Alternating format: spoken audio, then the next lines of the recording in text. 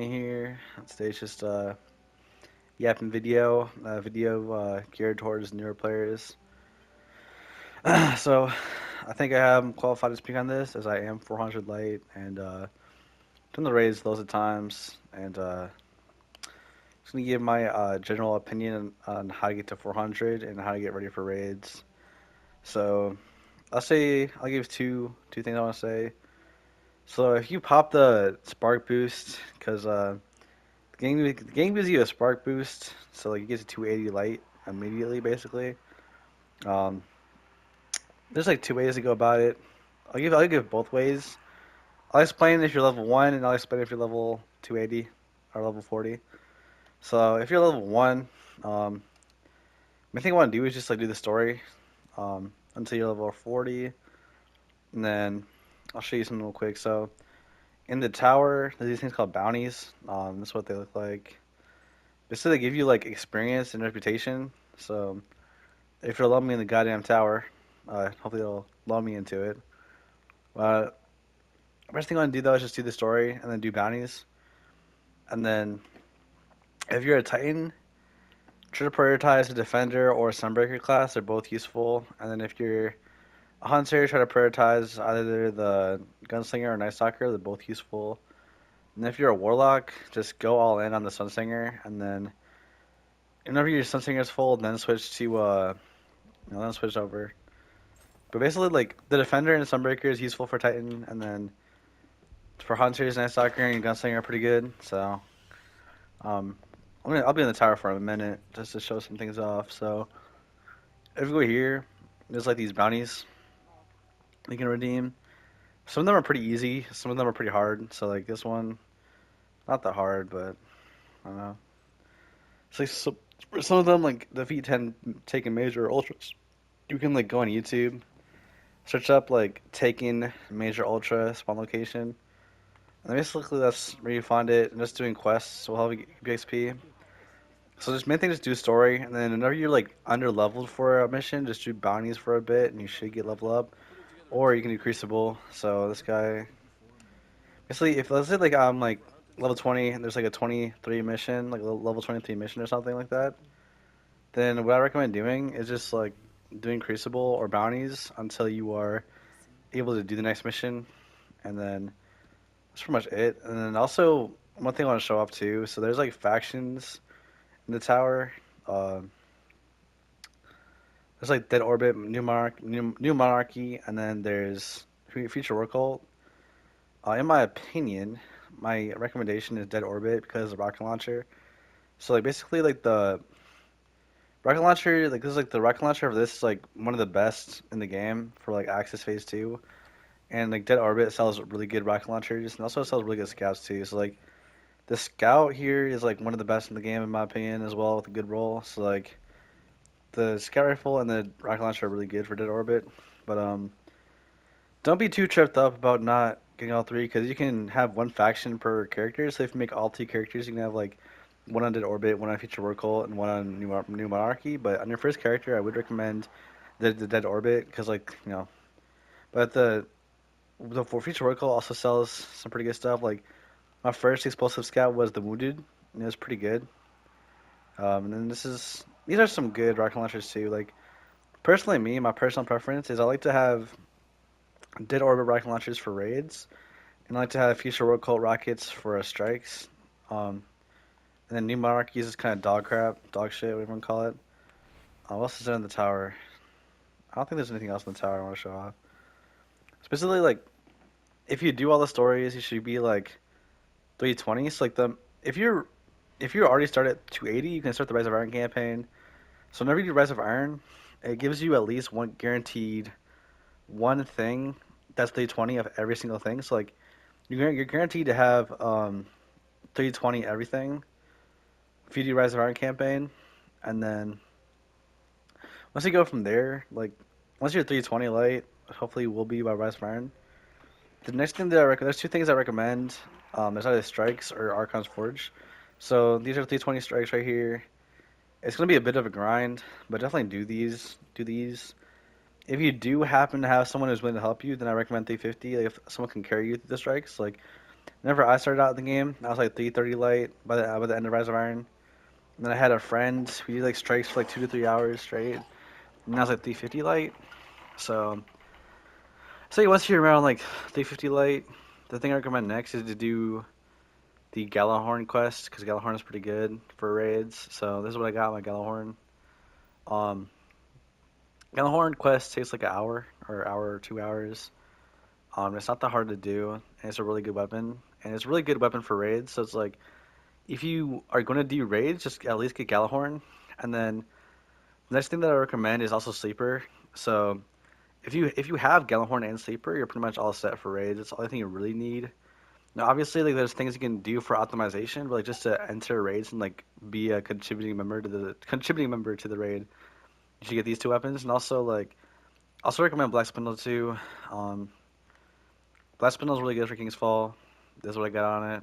But basically, like what really matters is that you get like at least Galahorn and Sleeper, and then Spindle. And once you do those three exotic quests, you should be good for all four raids. And then the next thing that I recommend is to get an Explosive Scout and then Fatebringer. And Found Verdict. So I'm gonna kind of explain it in more in depth. So let's say that you're 350 light. Hopefully you've done Galahorn quest by now. Um, ideally, you hopefully get carried through a Wrath because Wrath is for the 370 recommended light, but it's not that hard of a raid. Like I've duoed it. So many people have duoed and trioed this raid, and even soloed this raid. It's a really easy raid to duo in low man. So like if you just have like people who can carry you through it, that'd be ideal while teaching you the mechanics. And then once you do like Wrath, you should be like higher than that, like maybe 360 or something. So then once you're 360, whenever I was 366 light, um, I don't know if you do this or not, but this I just jumped in and did like a 380 Wrath after that, and then like a 390 Vogue and 390 Crota at like 366 light, and then I just kept jumping up quickly. But you don't have to do that. So like let's say like you do Wrath and you're like 360 light, pretty much anything will help you. So like because blue engrams drop up to 385 light, so any activity will help you level up. So I'll show you Archon's Forge too. If you want to farm like engrams, you can go to Archon's Forge, and I'll show you where that is. Um, and for Archon's Forge, you need Siva offerings, which is what they look like. Basically, what you want to do, right, is it's like this. Just like to recap, do the story, then do strikes or Archon's Forge. So like 350 or 360, get carried through a Wrath normal mode. Then after that, you can start doing raids if you're ballsy. But if you're 360 late, you're not ready for a King's Fall, but you're definitely ready for a Crota and a Vol. Because I mean, Crota is so easy. Like not even bragging when I say this, but I've genuinely like I've soloed Crota 390 like flawlessly. It's pretty easy. So this is where Archon's Forge is at. I'll take a left as soon as you spawn in. Oh shit. Also for the Galahorn and Sleeper quest, there's plenty of guides on YouTube. It's pretty accessible guides to go to. And also, there's a common misconception. People say like you need swords for raids. Like you don't need swords for raids. Like they are recommended, but they're not required. Like personally, me, I like swords in raids, but like they're totally like just optional. Like when you first start out, because they take forever to do. But let's get to this goddamn place. Oh yeah, basically like when you do Archon's Forge, it's kind of like it's like easy, it's farmable as long as you have offerings. But you just kind of just farm it for a bit, and you get a lot of engrams, and you can just decode. Also, make sure, I forgot to say this, whenever you get a bunch of engrams at once, so let's say you have like a bunch of engrams everywhere, what you want to do is whenever you have like your lowest light thing, like you have the lowest light arms, you open the arm engram first, equip it, then go to your next lowest thing, open that engram, then equip it. So open them up one at a time based off of your lowest light, and then basically you will be able to upgrade a lot quicker. Um, so you just go here. I just kind of could stay on my Sparrow if I wanted to, but I'm not. Oh my god. Oh my god.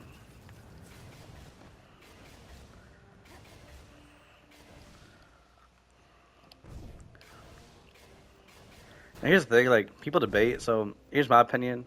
just you don't have to accept it, but it's my personal opinion, is that I prefer to do strikes over Archon's Forge. So whenever I was like 330 light, I was just doing straight strikes. I didn't do any Archon's Forge, but this is what Archon's Forge is like. Deposit offerings in here, if you'll let me.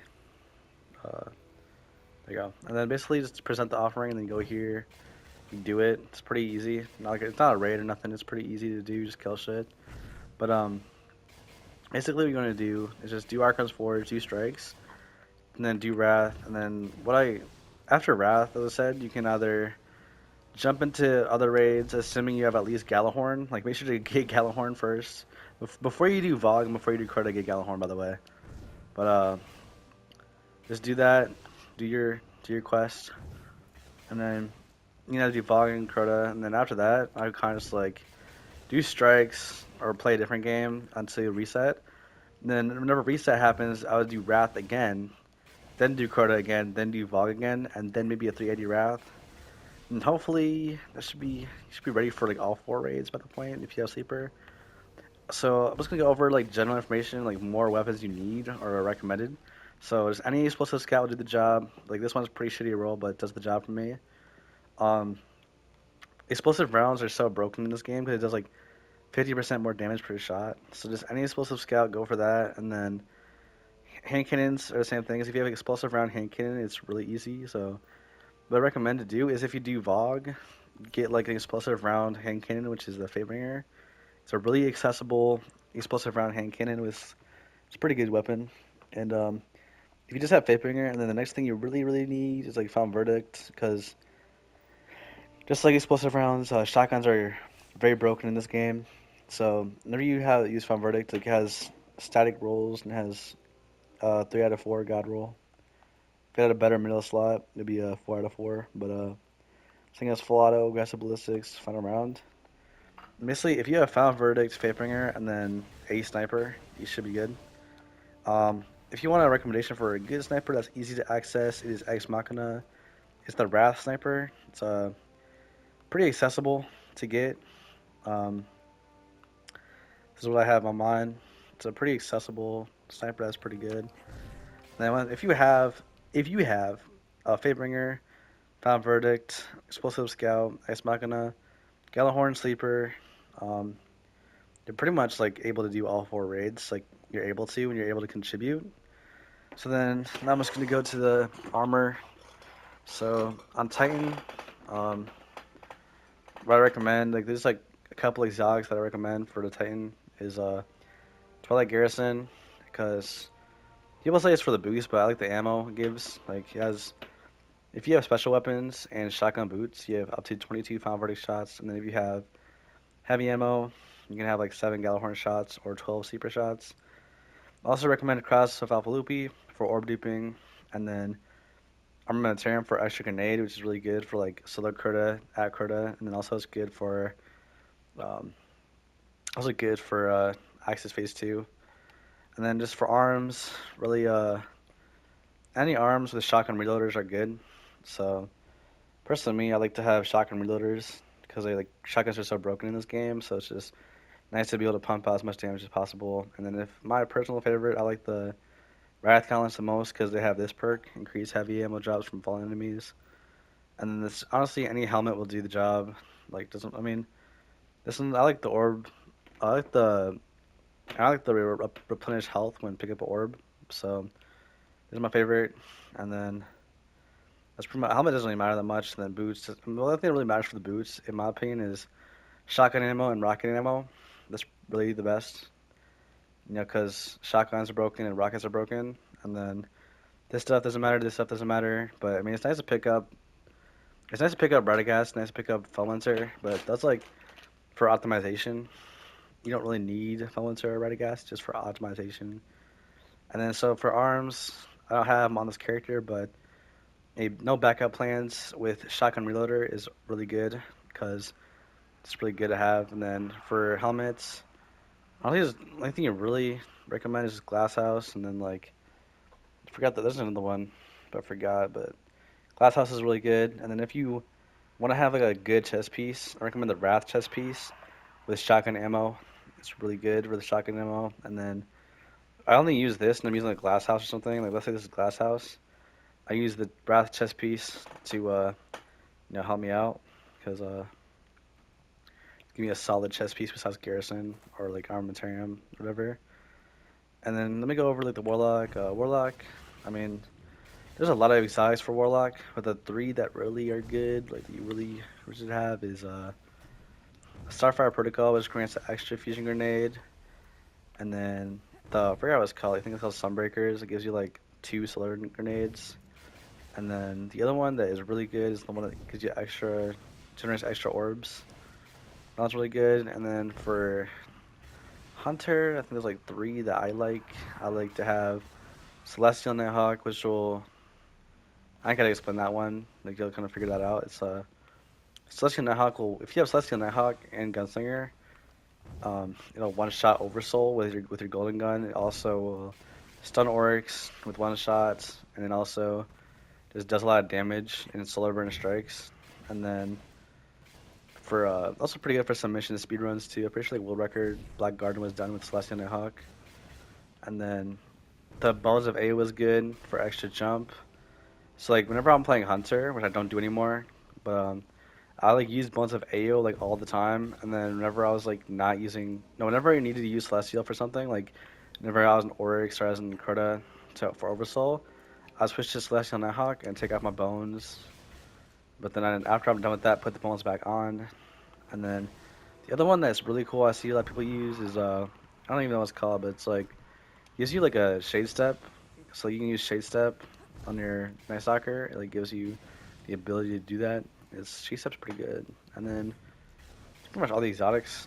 So if you really are just new, so if you're new to this and you're watching this, like what you need to do is to complete the story, do strikes or Archon's Forge next, do once you like 350, 360, do Wrath next. Once you're after that, wait till reset, do Wrath again, or do Vogue and Crota immediately with not King's Fall. Then once you're able to do like at least 3 raids, just grind them out until like you're able to do King's Fall. And King's Fall, the reason why I say don't do King's Fall right away is because it's like a lot less forgiving. Like for example, it's like Crota, you can solo it at 390, right? King's Fall you cannot solo it. Like it requires like full team participation. So like it's also requires like everyone to have sleeper basically, and Black Spindle. So it's a really like less forgiving raid when it comes to damage and stuff and rolls and mechanics. So uh, after you do that, just at some point get the swords, and then if you want to get my opinion on the swords, I can give it. But I recommend to get all three. But if you're going to get one or two, try to get Raise Ladder and Dark Drinker first. I ain't saying that Boltcaster is useless, but Boltcaster is useful. But here's like what it looks like. You have all three, and personally, I mean, I feel like the reason why I say get Dark Drinker and Raise Ladder is because you use them more than Boltcaster. At least I use them more than Boltcaster. So, um, I think one thing that Boltcaster is really good for is just Orb Gen, but that's pretty much it. And also, it's also good for Vossic Phase 2, because monitors and stuff. But pretty much all there is to it. Once you are able to do all 4 raids, you're pretty much like in the end game, and then at that point, because grind for like more specific stuff, like try to get like better guns, but like if you want a basic starter pack like Fatebringer, Found Verdict, Ex Machina, Explosive Scout, Sleeper, Gallahorn, Spindle, that's like basic, like what you like bare minimum. It's like that's like the bare minimum you need to do raids. Like and once you have that, you can really just do raids. Like if you don't have that, like you know how back to you, you're kind of holding back the team. If you don't have those weapons, like, you're holding back the team. I mean, like Fatebringer isn't that big of a deal if you don't have it, but I'm saying like if you don't have Gallahorn and you don't have Sleeper, like you're genuinely holding the team back with damage. So pretty much it. If you have any questions, leave them in the comments. So peace.